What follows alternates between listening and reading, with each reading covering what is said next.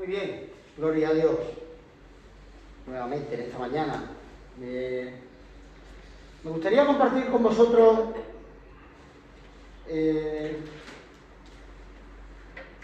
esta mañana algunas, le llamaré lecciones de vida de Gedeón. Porque, bueno, sabemos que todas las vidas de todos los personajes bíblicos nos enseñan algo, ¿verdad? Pero hay algunos personajes que te pueden enseñar algo muy en particular. Y la vida de Gedeón refleja ese tipo de enseñanza muy particular, un trato muy particular. No sé cuánto habéis leído completamente la Biblia y no sé cuánto habréis leído completamente el libro de Jueces, pero os animo a ambas cosas, las dos. Si alguien quiere leer la Biblia entera, que no empiece por el Antiguo Testamento, por favor, que empiece por el Nuevo, ¿vale? Y hay muchos programas para leer la Biblia en 365 días. Hoy está Internet lleno de eso. Pero si quieres leer el libro de Jueces, pues léelo empezando por el último versículo del libro. Y me explico.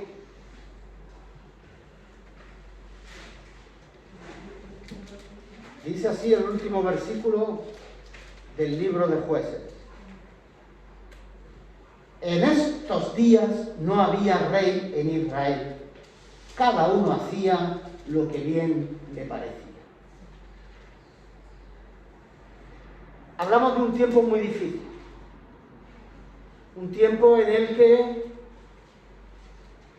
pasamos por un periodo en el que después de Josué, el pueblo de Israel, el pueblo que ya ha visto la conquista, el pueblo que ha habitado en tierra que fluye leche y miel, comienza a olvidarse de su Dios. Y comienza a olvidarse tanto de su Dios que fijaros cómo termina el libro de Jueces. Dios tiene que enviar jueces al pueblo de Israel para tratar de que el pueblo vuelva al buen camino. Pero ni por esas. Porque el pueblo de Israel mostró una rebeldía bastante increíble a nuestros ojos. A mí no me gusta, siempre hay una cosa ahora que está muy de moda, que es el revisionismo histórico, ¿verdad?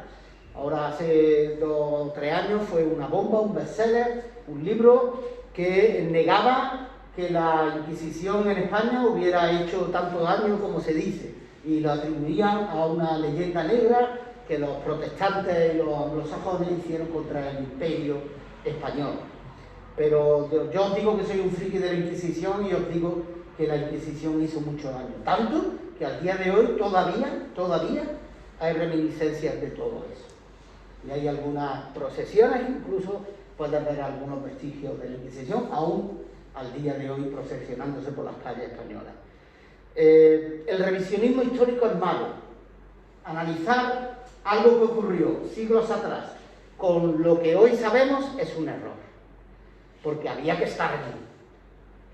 ¿Por qué digo esto? Porque normalmente nosotros que hemos sido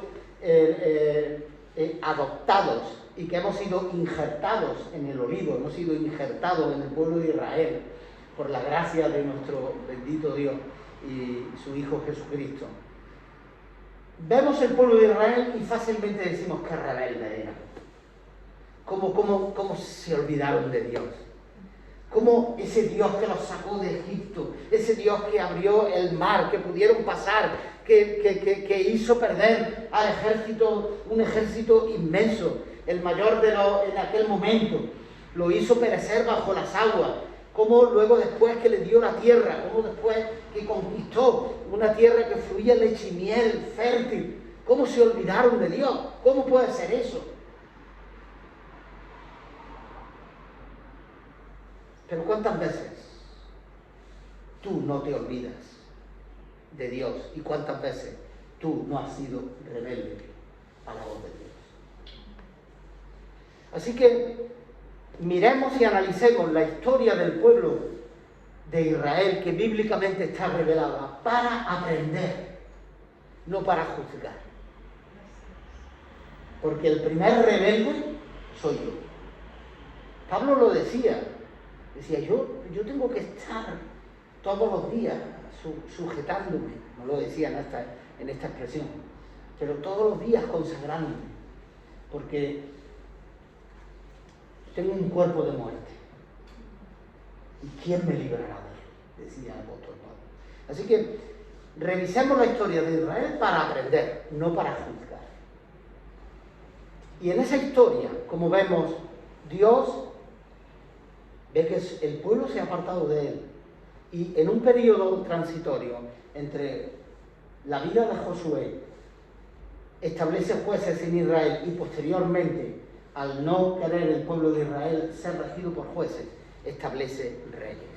Y así termina el libro de Jueces. En aquel tiempo no había rey en Israel y cada uno hacía, como dice, lo que bien le parecía. O sea, aquello era un caos. Hace muchos años, y diré el pecado pero nunca el pecador, discipulando a una persona, esta persona me decía que su versículo preferido de la Biblia era ese.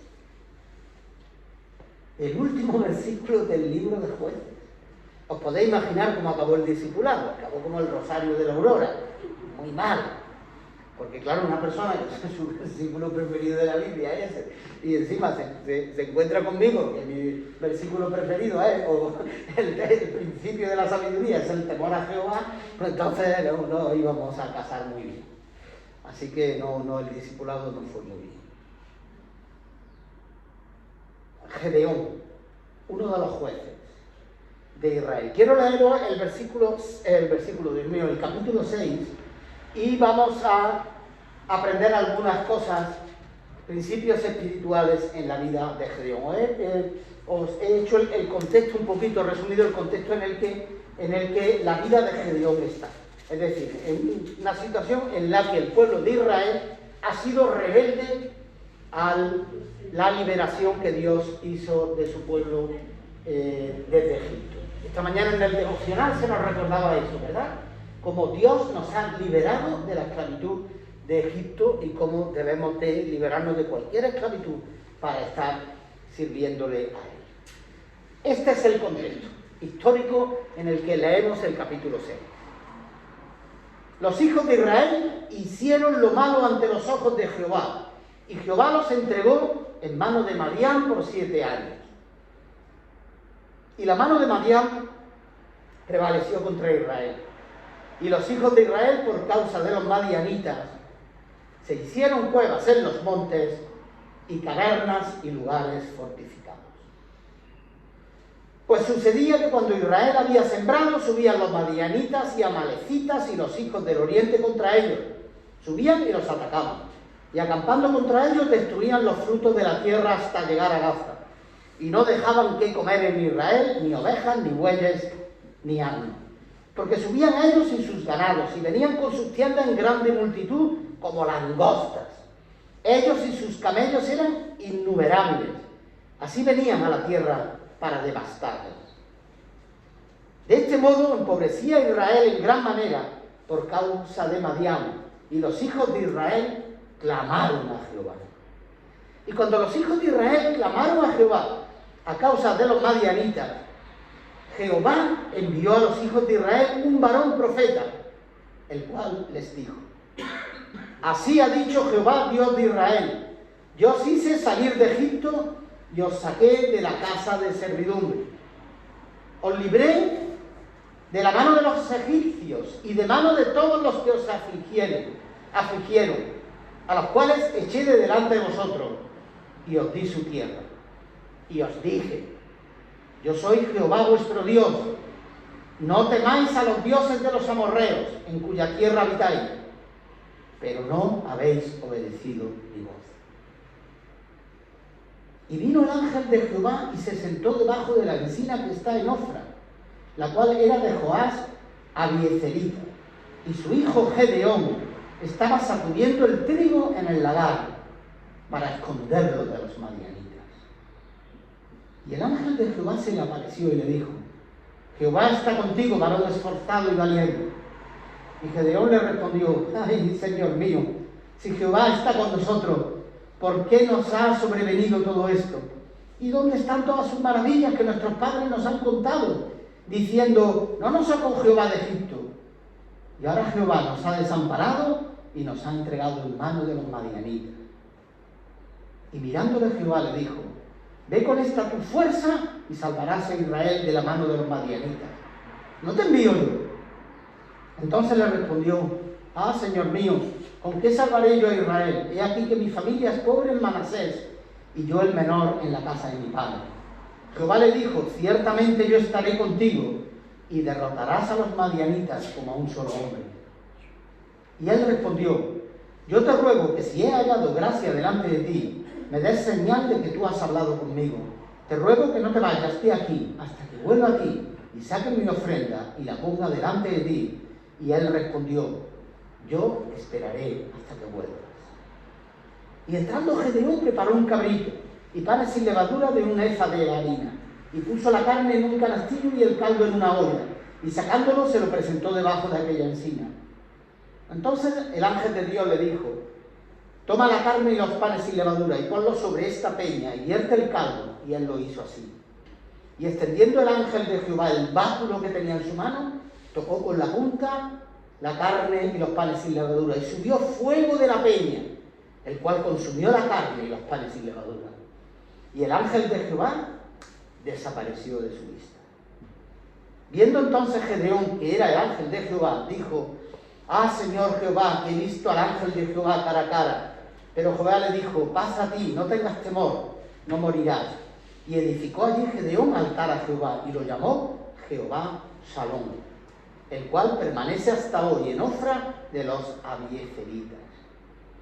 Y aconteció que la misma noche le dijo Jehová, toma un toro del hato de tu padre, el segundo toro de 7 años, y derriba el altar de Baal que tu padre tiene, y corta también la imagen de Asera que está junto a él, y edifica a Jehová, altar a Jehová tu Dios en la cumbre de este peñasco, en lugar conveniente.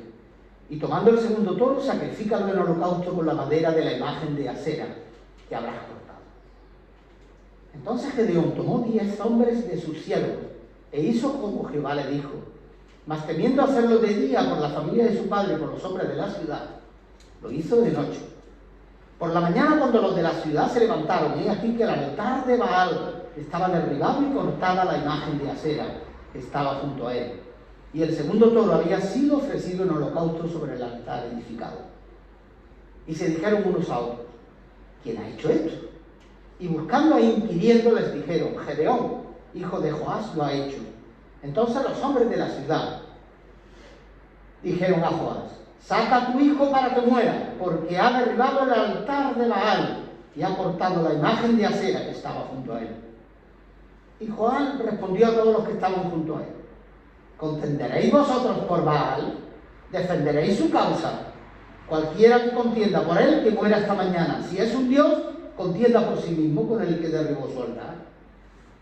Aquel día Gedeón fue llamado Jerobaal, esto es, contienda Baal contra él, por cuanto derribó su altar.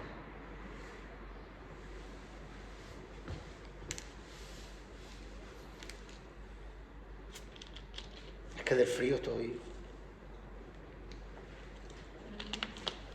un poquito tocado.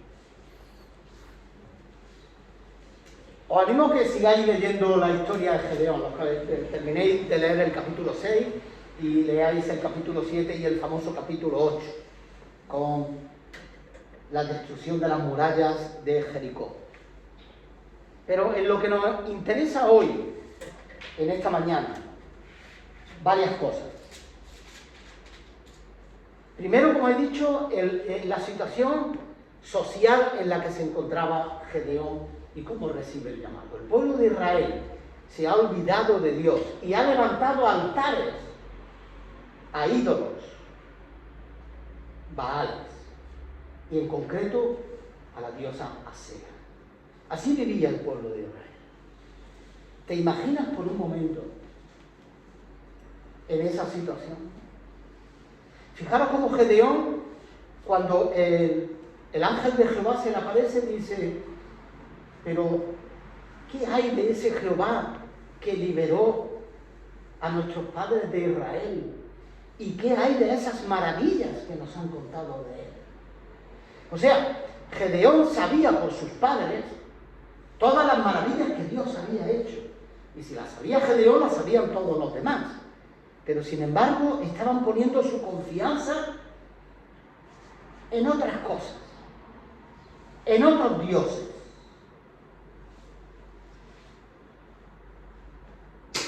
Y esto que le pasó al pueblo de Israel es un peligro del que no estamos exentos nosotros. A veces ponemos nuestra confianza no en Dios, sino en las cosas que nos pueden estar rodeando. Y este es un peligro que hoy día existe tal cual. A veces la confianza la pone la persona en una buena situación económica o en una buena posición social o en un buen sitio o en una determinada familia. Aún a veces cometemos el error, los cristianos evangélicos, de poner la confianza incluso en determinada iglesia o en determinadas personas o en determinados líderes o en determinados youtubers, que también los hay evangélicos o que no sean evangélicos. Aún el mundo que está perdido y que está cegado por la oscuridad del enemigo pone su confianza en horóscopos, en la influencia que puedan tener los astros en tu vida. Esta mañana en la radio escuchaba que el horóscopo destacado esta semana es en el calendario chino el del cerdo, y explicaban las maravillas de que seas en el horóscopo chino un cerdo. Y sí, os reís, pero la gente cree en eso. Esos son sus Baales. Y la fuerza de Gedeón y la obediencia de Gedeón fue la de levantarse y destruirlos. Y fijaros que cuando Gedeón destruye esos Baales, van a reprocharle al padre, a Joás. Le dicen: mata a tu hijo, fíjate lo que ha hecho, ha roto la confianza que nosotros teníamos. Y Joás, con mucha sabiduría, dice: espera, vais a defender a los Baales, que se defiendan ellos.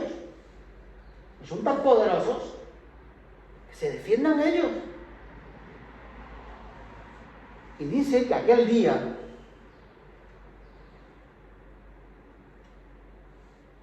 Gedeón fue llamado Jerobaal, esto es, contienda Baal contra él, por cuanto derribó su altar.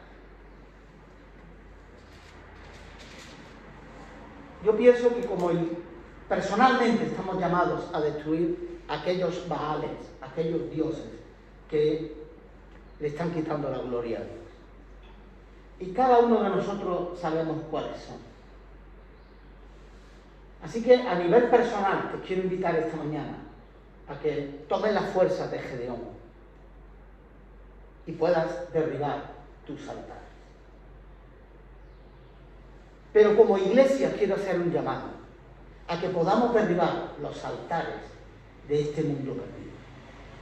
Y si hay que confrontar a alguien que cree en ese tipo de altares, te animo a que lo hagas. Porque a partir de ahí tú serás llamado Jerobaal.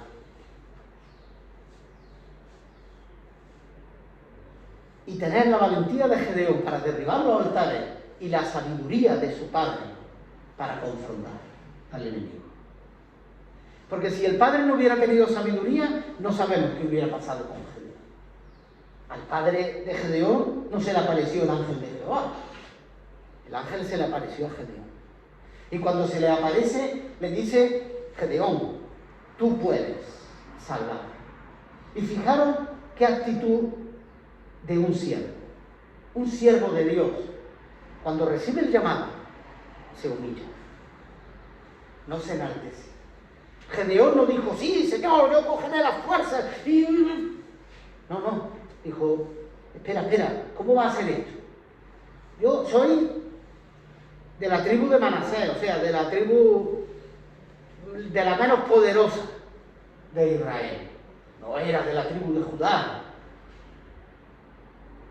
Y encima soy el más pequeño de mi familia. Una cosa parecida o prefigura de David. Ya sabéis la historia de David, ¿verdad? El profeta va a ungir rey porque Saúl ya ha perdido el favor de Dios, y entonces cuando Samuel llama a Isaí, dice, mira, vengo a ungir rey de Israel a uno de tus hijos, así que llámalos, porque pónmelos aquí y tal, y Isaí va y llama a sus hijos y los pone delante, y entonces va Samuel y ve al más grande, el más fuerte, el primogénito, y le dice, tú, y entonces Dios le dice, no, ese no es. Y así va uno por uno, y desecha a todos los hijos de Isaí, y el profeta dice, ¿qué está pasando, Isaí? ¿No tienen más hijos? Dice, sí, tengo uno, pero ese es pastor de ovejas, es el más chiquitillo, este está allí en mitad del campo. Pues llámalo, porque ese es el que va a ser rey. Cuando Dios llama a un siervo, va a llamar a alguien humilde. Nunca va a llamar a alguien enorgullecido. El llamado de Dios al servicio cristiano es siempre a alguien que sabe humillarse. Y así lo vemos en la vida de Gedeón. Vemos muchas más cosas en su vida, ¿verdad? Vemos cómo cuando recibe ese llamado y después de mostrarse humilde, ofrece un sacrificio. Y aquí vemos algo, bueno, antes se me ha olvidado comentarlo algo muy importante. Dice que en este tiempo los israelitas se habían hecho cavernas y se habían tenido que esconder de los madianitas, porque cuando ellos cosechaban venían los madianitas y arrasaban la cosecha. Si en tu vida estás viendo que tienes que estar escondiendo cosas, porque cuando piensas que vas a avanzar, el enemigo arrasa, algo no está bien en tu vida. Si la iglesia tiene que estar escondiéndose del mundo para que el mundo no lo arrase, esa iglesia algo está haciendo mal. Nosotros no estamos llamados a estar en cavernas, estamos llamados a ser luz en lo alto de un monte, para que la gente lo vea, para que la gente vea el faro. Esta mañana escuchaba la historia del faro de Alejandría y es una pasada. Como ese faro impresionante era el único que podía guiar a toda la navegación, cuando la navegación no contaba ni siquiera con brújulas. Y era la única guía que había en todo un océano. Y así tiene que ser la iglesia. Una guía para que la gente que está perdida pueda verlo en mitad de la oscuridad. Ayer Javi hacía mención a la oscuridad y cómo la luz ahora es lo que le atrae. Así debe de ser la iglesia. La iglesia debe de ser un faro donde los que están perdidos puedan mirar y decir, allí voy a encontrar luz. Fijaros que Gedeón dice que estaba, no quiero decirlo mal, quiero decirlo bien,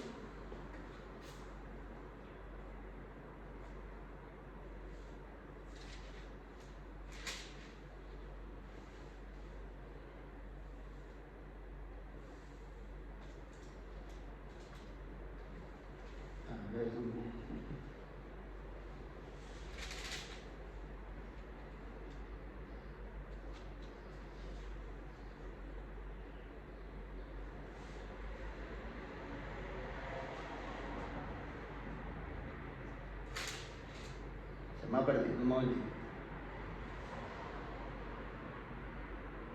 Sí, en el 11 dice, y vino el ángel de Jehová y se sentó debajo de la encina que está en Ofra, la cual era de Joás Abiecerita. Y su hijo Gedeón estaba sacudiendo el trigo. ¿Dónde? ¿Dónde dice que estaba sacudiendo el trigo? En la bodega. Bueno, que son diferentes. ¿Dónde dice ahí? En el versículo 11. Para ocultárselo a María. En la bodega. En la Reina Valera del 60 dice en el lagar, para esconderlo. ¿Dónde se sacude el trigo? En la era, para que el viento, la era es el lugar donde se busca siempre, donde pueda haber viento para aventar el trigo, entonces que se lleve la paja y caiga el grano. Pero Gedeón tenía que estar en el lagar, es decir, en la bodega, en un sitio interior, escondido. Imaginaros la trabajera que es quitar la paja y dejar el grano en un sitio donde no corre el aire. Porque en el lagar no había ventiladores, como ahora. En el lagar tendría que trabajar 2 y 3 veces más. Y esto es una lección espiritual importante, iglesia, para tu vida personal y para la vida de la iglesia. Si vamos a estar haciendo esta labor de quitar la paja del grano y la vamos a estar haciendo en el lugar que no corresponde, el trabajo va a ser 2 y 3 veces. Vamos a tener que trabajar el doble y el triple, cuando en realidad nosotros debemos de sacudir el trigo en la era, donde el Espíritu Santo pueda hacer su labor y separar esa paja del grano. Si tú quieres ser un siervo de Dios, tienes que aprender estas lecciones de vida de Gedeón. El siervo siempre es humilde. El siervo siempre va a ofrecer el sacrificio a su Dios, porque va a depender de él. Y el siervo, entonces, podrá hacer su trabajo y que todos lo vean. Y entonces el trabajo será fructífero. Y entonces el trabajo no te costará ni 2 ni 3 veces. Será el trabajo normal. Pero qué duro se hace cuando tienes que estar trabajando el doble y el triple, para estar escondido, para que no te vean, para que me lo vayan a quitar, para que... No sé si me estáis entendiendo, pero a veces todas estas cosas están en nuestra mente y empezamos, y no, es que esto vaya que el otro, no, esto es que vaya que vean, que no, esto vaya que piensen, que esto... Y nos sobreesforzamos, cuando realmente, si tomamos la conciencia de siervo, somos humildes y estamos en continuo sacrificio al Señor, el trabajo lo podremos hacer en mitad de la era y no habrá ningún problema. Y el Señor nos fructificará. Y el Señor se llevará la paja y dejará el grano. Sobre la historia de Gedeón podríamos estar mucho tiempo hablando, podríamos estar incluso la semana que viene rematando, pero me gustaría dejaros, como se suele decir, la picada. Me gustaría dejaros hoy un poquito con la inquietud de querer saber más de Gedeón. Y que vosotros mismos, por vosotros mismos, podáis esta semana estar descubriendo las grandes lecciones de vida que nos da el juez Gedeón. Amén. Señor os bendiga.